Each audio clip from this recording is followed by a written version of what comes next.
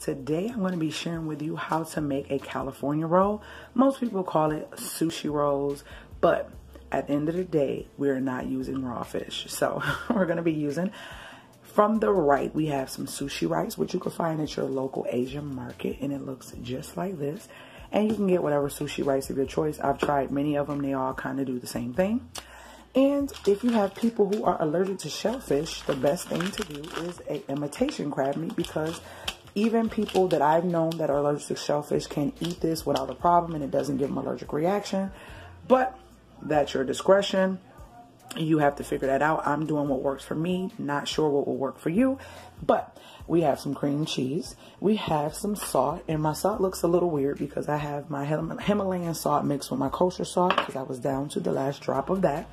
I have some sesame seed oil. I love the flavor of this. This makes your Asian cuisines and foods taste so good. And then I also have some cucumber that has been chopped into slices. I have a measuring cup, which I usually don't use, but for the purpose of this video, to make sure that you guys see exactly what it is that you're going to need to make this. Yeah, I know. I forgot to show you the seaweed. So this is the seaweed that I'm using, and you can actually choose whatever seaweed you would like to try. This one is called Sukaina. They all are basically the same to me. I haven't seen it make a difference in my California rolls, and they just come in thin sheets like this. And the method I'm going to be using is a hand rolling, because everybody does not have the sushi press or the bamboo rollers. All the items you're going to need. But the first thing first is we're going to start off with making our rice, because that's the most important, to make the rice exactly how it needs to be made and don't overcook it. So let's get started with the rice. A rice cooking pot here that I love. It's an aluminum pot, old school. I'm going to put that on the heat, and I'm going to be pouring 2 cups of water into this pot. So that is 1 cup, and this is 2 cups. Now, this, what I'm getting ready to do, is optional, but I love, love, love how this tastes. So I like to put some sesame oil in here. This helps the rice not stick, but it also gives it that good flavor. So I put my sesame oil right in the rice pot. And I would say if you had to measure this, this would be about a good teaspoon of sesame oil. And then I like to flavor my water as well. So that's why I had this actual salt. So I'm going to put about a nice, I'll say, teaspoon, not teaspoon, half a teaspoon, I'm sorry, of that. And then we have 1 cup, see that, 1 cup of sushi rice, and that is it. So I'm going to put that in there. I'm going to get my little spatula, and I'm going to mix that up.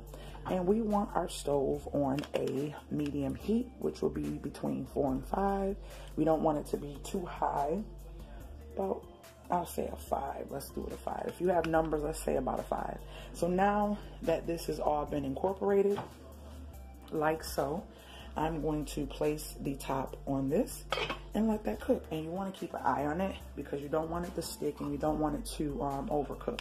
So once that water starts to drain out, you know your rice is almost done. And then we'll go to the next step of making the sushi. I want you to see how it's starting to clunk up and stick like this. Don't worry about it.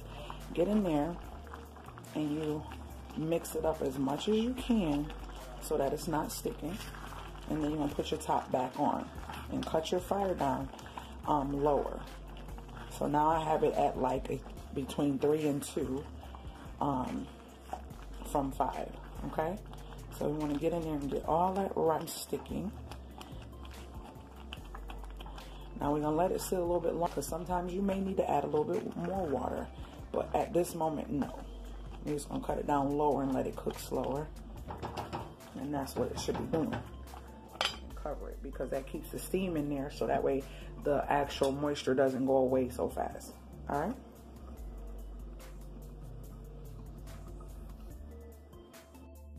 So guys, you want to get a spoon that's a little bit more tougher than a silicone, because your rice should look like this. This is the way I do mine. It works for me. I'm telling you, it looks soggy. It looks like it's not going to work out. Let me cut this light down a little bit. Looks like it's not going to work out, but actually it is going to be perfect. Why? Because all this sogginess stuff rinses off, and then you have a nice grain of sushi rice. So what I'm basically doing is getting down to the bottom of it and making sure nothing is sticking. And I'm using a metal spoon because this pot is not non-stick, or you can use a wooden spoon. So I'm getting down to the nitty-gritty of it to make sure my rice is not sticking to the bottom of the pot. And then I'm going to cover it again. Now all this stuff will wash away. This light is too bright. Hold on, y'all. I'm gonna try to see what I'm doing, and not with this bright light.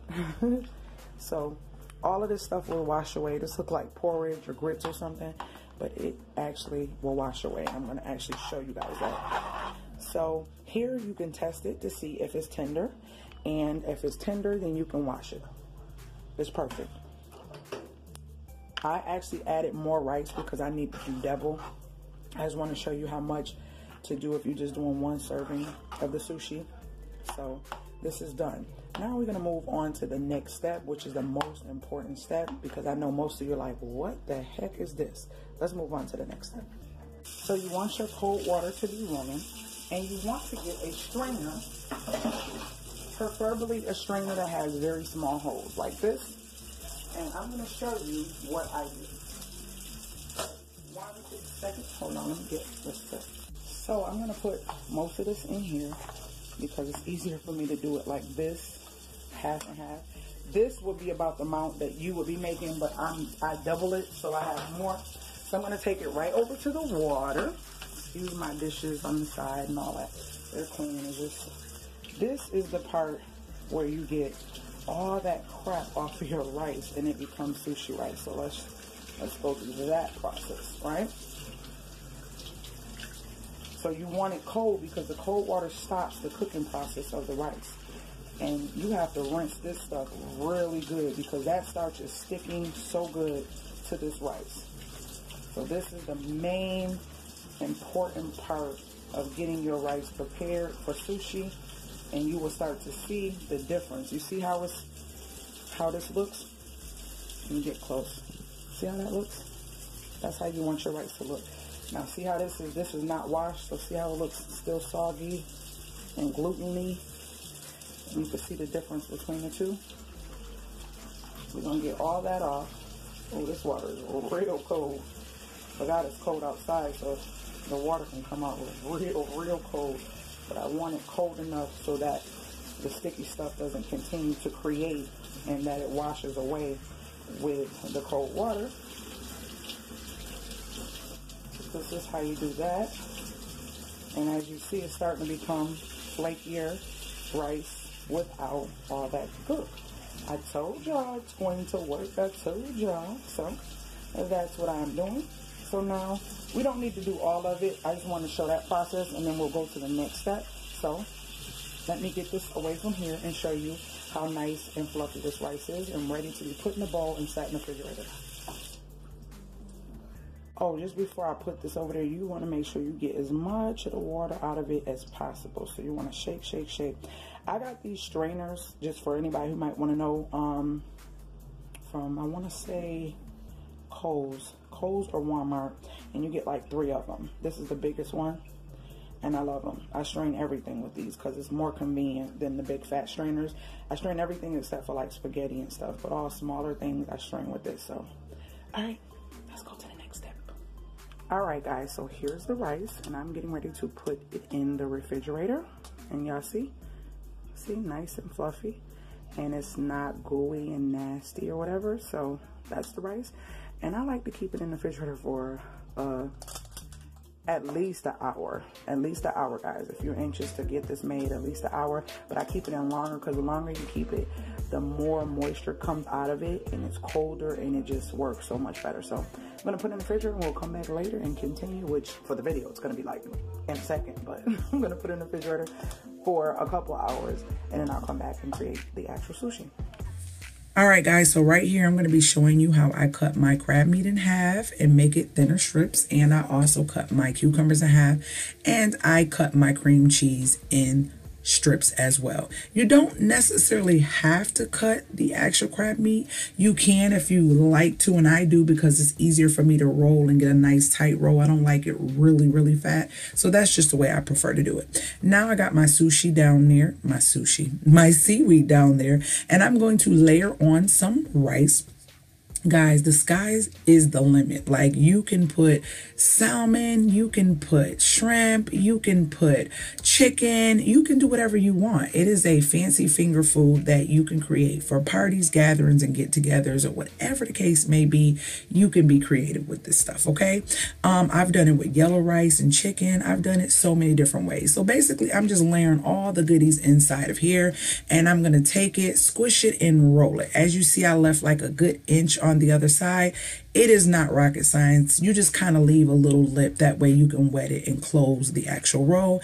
As you see on the ends, the rice does not stick like it's supposed to in the inside, so I just kind of compact the rice in after I do a nice complete roll, and that's all I'm doing. Nice and simple. That way you'll have a nice full roll evenly all across. And then after I get it to a certain point, as you see, I'm leaving that lip because that is going to assure that the roll stays closed once I wet it. So once I roll it all the way, I'm going to get some water and I'm going to wet the tip of that seaweed, and that is it, guys. It is done. Do you see how simple that is? You do not need a sushi press. You do not need a sushi roller, bamboo roller. I did get that because it helps my kids when they want to make it, but they've learned to make it by hand too, so we really don't even use it. But it didn't cost much. I think it was less than $7 on eBay, if I'm not mistaken. So you just cut your rolls. Make sure your knife is sharp. My knife is serrated and it needs to be sharpened, so it was mutilating my roll, but make sure yours is sharp. And that's all, guys. Think about it. You can take $10 and buy all of the items you need for these rolls and make it multiple times. I know when I lived in the South, there was a store called Kroger's, and I would pay about $8 just to get about 12, I think it was 12 sushi rolls in a little container. And I'm paying less than that, and I can make these multiple times whenever we have the craving for them for my whole family, and make them for gatherings and different things like that. So definitely save your coins, and that's what your girl is here for, to show you how to save coins and do things without spending or breaking the bank. Now, guys, if you are new to my channel, make sure you thumbs up. Make sure you share this channel. Make sure you subscribe and hit that notification bell. This is the way I presented it to my hubby, and he enjoyed. I will see you guys later, gators.